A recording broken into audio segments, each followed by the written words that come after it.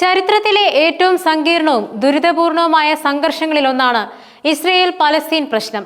പതിറ്റാണ്ടുകളായി തുടരുന്ന ഈ പോരാട്ടം 2023 ഒക്ടോബർ 7 പുതിയൊരു ഘട്ടത്തിലേക്ക് കടന്നതോടെ ലോകശ്രദ്ധ വീണ്ടും ഈ വിഷയത്തിലേക്ക് തിരിഞ്ഞു.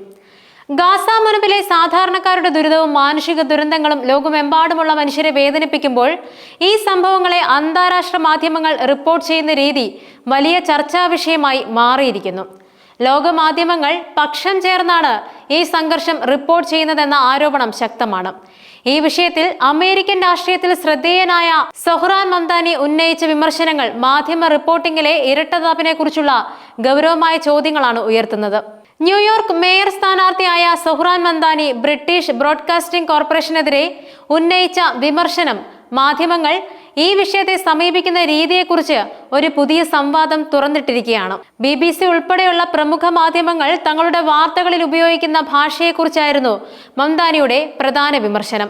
BBC എപ്പോഴും ഇറാൻ പിന്തുണയുള്ള ഹൂതികൾ, ഹമാസ് നടത്തുന്ന ആശുപത്രി തുടങ്ങിയ പ്രയോഗങ്ങൾ ഉപയോഗിക്കുമ്പോൾ ഇസ്രയേൽ സൈന്യത്തെ അമേരിക്കൻ പിന്തുണയുള്ള ഇസ്രയേൽ സൈന്യമെന്നോ പ്രധാനമന്ത്രി ബെഞ്ചമിൻ നെതന്യാഹുവിനെ കുറ്റാരോപിതനായ യുദ്ധ കുറ്റവാളിയെന്നോ വിശേഷിപ്പിക്കാത്തത് എന്തുകൊണ്ടാണെന്ന് അദ്ദേഹം ചോദ്യം ചെയ്യുന്നുണ്ട്. സംഘർഷം റിപ്പോർട്ട് ചെയ്യുമ്പോൾ മാധ്യമങ്ങൾ ഉപയോഗിക്കുന്ന വാക്കുകളും ശൈലികളും എത്രത്തോളം നിർണായകമാണെന്ന് മംദാനിയുടെ ഈ ചോദ്യങ്ങൾ നമ്മെ ഓർമ്മിപ്പിക്കുന്നുണ്ട്. ഹമാസിനും ഹൂതികൾക്കും പിന്നിലെ ഇറാൻ പിന്തുണ തുറന്നുകാട്ടാൻ മാധ്യമങ്ങൾ അതീവ താല്പര്യം കാണിക്കുമ്പോൾ ഇസ്രയേലിന് പിന്നിലെ അമേരിക്കൻ സാമ്പത്തിക സൈനിക പിന്തുണ സൗകര്യപൂർവ്വം മറച്ചു പിടിക്കുന്നു. ഒരു സംഘർഷത്തിലെ ഇരുപക്ഷവും ബാഹ്യശക്തികളുടെ പിന്തുണയോടെയാണ് നിലകൊള്ളുന്നത്. എന്നിരിക്കെ ഒരു പക്ഷത്തെ മാത്രം എടുത്തു പറയുന്നത് പക്ഷാപാതപരമായ നിലപാടാണ്. ഈ വാദങ്ങൾ അന്താരാഷ്ട്ര മാധ്യമ പ്രവർത്തനത്തിന്റെ അടിസ്ഥാന തത്വങ്ങളായ നിഷ്പക്ഷത, സുതാര്യത എന്നിവയെക്കുറിച്ച് ഗൗരവമായ പുനർവിചിന്തനം ആവശ്യപ്പെടുന്നുണ്ട്. മാധ്യമങ്ങളുടെ ഈ നിലപാട് മനസ്സിലാക്കണമെങ്കിൽ ഇസ്രയേൽ പലസ്തീൻ സംഘർഷത്തിന്റെ ചരിത്രം മനസ്സിലാക്കേണ്ടത് അത്യാവശ്യമാണ്.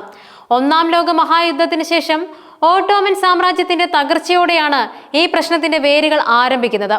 1948 ബ്രിട്ടീഷ് ഭരണത്തിൽ നിന്നും പലസ്തീൻ സ്വതന്ത്രമാവുകയും ഇസ്രയേൽ രാഷ്ട്രം രൂപീകൃതമാവുകയും ചെയ്തതോടെയാണ് സംഘർഷം രൂക്ഷമായത്.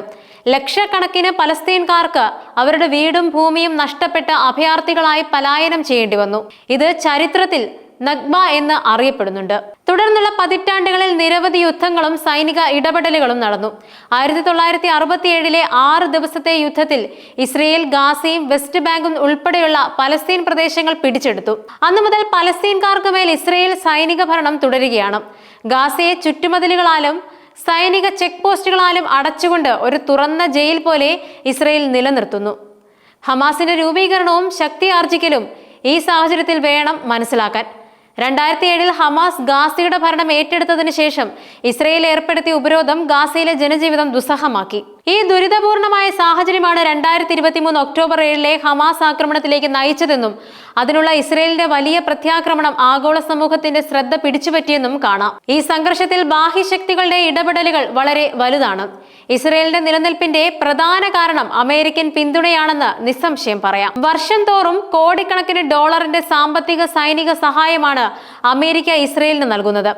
ഇസ്രയേലിന്റെ പ്രതിരോധ ശേഷി നിലനിർത്താൻ ആവശ്യമായ ആയുധങ്ങളും അത്യാധുനിക സാങ്കേതിക വിദ്യകളും നൽകുന്നത് അമേരിക്കയാണ്. ഐക്യരാഷ്ട്രസഭയിൽ ഇസ്രയേലിനെതിരെ വരുന്ന ഏത് പ്രമേയത്തെയും വീറ്റോ അധികാരം ഉപയോഗിച്ച് അമേരിക്ക സംരക്ഷിക്കാറുണ്ട്. ഈ സഹായം അമേരിക്കയുടെ ആഭ്യന്തര രാഷ്ട്രീയത്തിലും വലിയ ചർച്ചാ വിഷയമാണ്.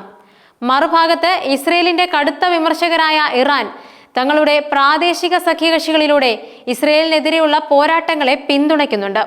ഹമാസ്, പലസ്തീൻ ഇസ്ലാമിക് ജിഹാദ്, യമനിലെ ഹൂതികൾ, ലബനനിലെ ഹിസ്ബുള്ള തുടങ്ങിയ ഗ്രൂപ്പുകൾക്ക് ഇറാൻ സാമ്പത്തികവും സൈനികവുമായ സഹായങ്ങൾ നൽകുന്നുണ്ട്. ഈ ഗ്രൂപ്പുകളെല്ലാം ഇസ്രയേലിന്റെ നിലനിൽപ്പിനെ ചോദ്യം ചെയ്യുന്നവയാണ്. ഹൂതികൾ ചെങ്കടലിൽ ഇസ്രയേൽ ബന്ധമുള്ള കപ്പലുകൾ ആക്രമിച്ചതും സംഘർഷത്തിന് പുതിയ മാനം നൽകി.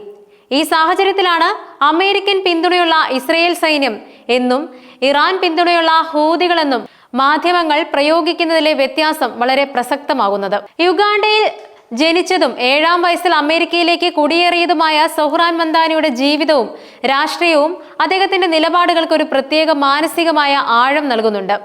2018 അമേരിക്കൻ പൗരത്വം ലഭിച്ച അദ്ദേഹം ന്യൂയോർക്ക് സ്റ്റേറ്റ് അസംബ്ലി അംഗമായി സേവനമനുഷ്ഠിച്ചിട്ടുണ്ട്. ഇസ്രയേലിന്റെ കടുത്ത വിമർശകനായിരിക്കുമ്പോൾ തന്നെ അദ്ദേഹം ഈ വിഷയത്തിൽ ഒരു സന്തുലിത നിലപാട് പുലർത്താൻ ശ്രമിച്ചിരുന്നു. ഹമാസ് നടത്തിയ ഒക്ടോബർ 7 ആക്രമണത്തെ അദ്ദേഹം ഒരു ഭീകരമായ യുദ്ധക്കുറ്റമെന്ന് വിശേഷിപ്പിച്ചു. ഇത് അദ്ദേഹത്തിന്റെ നിലപാട് ഒരു പക്ഷത്തേക്ക് മാത്രം ചായുന്നതെന്ന് തെളിയിക്കുന്നുണ്ട്. എന്നാൽ അദ്ദേഹത്തിന്റെ ഈ നിലപാടുകൾക്ക് അമേരിക്കൻ രാഷ്ട്രീയത്തിൽ നിന്നും കടുത്ത തിരിച്ചടി നേരിട്ടു. മുൻ പ്രസിഡന്റ് ഡൊണാൾഡ് ട്രംപ് അദ്ദേഹത്തെ ഒരു കമ്മ്യൂണിസ്റ്റ് ഭ്രാന്തൻ എന്ന് വിളിച്ചാക്ഷേപിക്കുകയും ന്യൂയോർക്കിനെ നശിപ്പിക്കാൻ അനുവദിക്കില്ലെന്ന് പ്രതിജ്ഞയെടുക്കുകയും ചെയ്തു. ട്രംപിന്റെ സോഷ്യൽ മീഡിയ പ്ലാറ്റ്ഫോമായ ട്രൂത്ത് സോഷ്യലിൽ മംദാനിക്കെതിരെ ശക്തമായ വിമർശനങ്ങൾ ഉയർന്നു. ഒരു വംശീയവാദിയായാണ് ട്രംപ് അദ്ദേഹത്തെ ചിത്രീകരിച്ചത്. മംദാനിയുടെ പൗരത്വം പോലും ഈ വാചാടോപങ്ങളിൽ ഒരു വിഷയമായി മാറിയെന്നത് അദ്ദേഹത്തിന് നേരിടേണ്ടി വന്ന വെല്ലുവിളിയുടെ ആഴം വെളിപ്പെടുത്തുന്നുണ്ട്.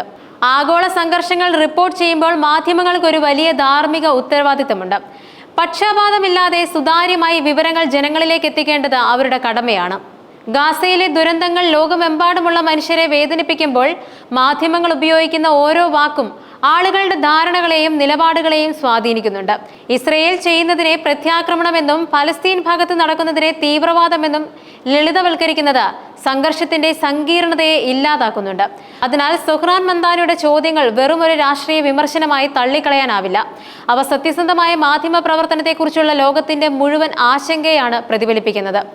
ഗാസയിലെ ആയിരക്കണക്കിന് പലസ്തീൻകാർ കൊല്ലപ്പെട്ടതിനെ ഒരു വംശഹത്യയായി ലോകം വിലയിരുത്തുമ്പോൾ അതിനെ എങ്ങനെ റിപ്പോർട്ട് ചെയ്യണമെന്നതിൽ മാധ്യമങ്ങൾ കൂടുതൽ ജാഗ്രത പുലർത്തേണ്ടതുണ്ട്. ബെഞ്ചമിൻ നെതന്യാഹുവിനെതിരെ സ്വന്തം ജനങ്ങളിൽ നിന്നും പോലും എതിർപ്പുകൾ ഉയരുമ്പോൾ അദ്ദേഹത്തിന്റെ നടപടികളെ പൂർണ്ണമായും ന്യായീകരിക്കാൻ മാധ്യമങ്ങൾക്ക് കഴിയില്ല. സുഹ്റാൻ മംദാനിയെ പോലുള്ളവരുടെ ചോദ്യങ്ങൾ കാരണം ലോകം ഇപ്പോൾ ഗാസ സംഘർഷത്തെ മാത്രമല്ല, അതിനെക്കുറിച്ച് മാധ്യമങ്ങൾ എങ്ങനെ പ്രതികരിക്കുന്നുവെന്നും സൂക്ഷ്മമായി നിരീക്ഷിക്കുന്നുണ്ട്. ഈ സാഹചര്യത്തിൽ മാധ്യമങ്ങൾ അവരുടെ പക്ഷപാതപരമായ നിലപാടുകളിൽ നിന്നും മാറുകയും സത്യം ജനങ്ങളിലേക്ക് എത്തിക്കുകയും ചെയ്യേണ്ടത് അത്യാവശ്യമാണ്. കാരണം ലോകത്തിന്റെ ഭാവി തീരുമാനിക്കുന്നതിൽ മാധ്യമങ്ങൾ ഒരു പ്രധാന പങ്ക് വഹിക്കുന്നുണ്ട്. ഈ സംഘർഷം എങ്ങോട്ട് നീങ്ങുന്നുവെന്നും മാധ്യമങ്ങൾ അതിനോട് എങ്ങനെ പ്രതികരിക്കുന്നുവെന്നും ലോകം ആകാംക്ഷയോടെ ഉറ്റുനോക്കുന്നുണ്ട്.